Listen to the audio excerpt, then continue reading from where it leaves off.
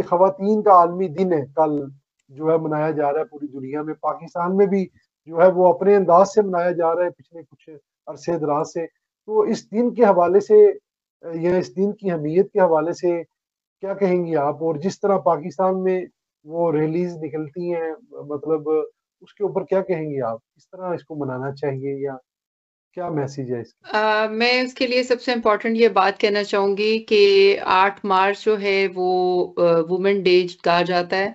I called it के every day is human day. सारे दोनों जो है जेंडर उनका दिन है, बल्कि जितने भी जेंडर हैं उन सबका दिन है। सो 8 मार्च को एक तो स्पेसिफाई करने का मतलब, चलें ठीक है, अगर रैली निकालने के लिए हम स्पेसिफाई करते हैं तो ठीक है। But the thing is this कि रैली का बेसिक मकसद जो है वो इक्वालिटी नहीं है। हमें वुमेन को आदमियों के अगेंस्ट पे या किसी और जेंडर के अगेंस्ट पे इक्वालिटी नहीं चाहिए, बिकॉज अल्लाह ने दोनों को अपने अंदर मुकम्मल बनाया है अपने लिहाज अच्छा, से।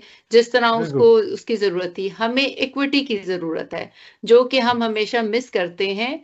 जहां पर अल्लाह ने दोनों को इकट्ठे होने के लिए बनाया है, वहां पर कुछ कमियां उसमें और कुछ कमियां उसमें छोड़ दी हैं। तो हम इसलिए ये कहना कि हमें उसके बराबर जाना है, तो हम कुछ चीजों में औरत को अल्लाह ने मोहतरम कर दिया, कुछ में आदमी को मोहतरम कर दिया। तो ये कहना कि जी हम इक्वालिटी में जाना चाहते हैं, तो ये वैसे ही डिमांड ही गलत है। तो वुमेन डे का मतलब जो है वो इक्विटी है, ना कि इक्वालिटी है। तो ये मैं सबसे पहले जो है वो क्लियर करना चाहती हूँ। और उसके साथ साथ जो है वो औरत को सबसे पहले अपनी कदर, अपनी अहमियत जो है वो खुद पता होनी चाहिए। उसके लिए किसी की डेफिनेशन की या किसी से थ्रू डिफाइन करने की जरूरत नहीं है। तो मुझे नहीं समझ हम्म। आता कि why we are seeking something from other gender. ये मुझे ठीक बात हो गया। बिल्कुल वाकई अंडरस्टैंड नहीं होती। चले।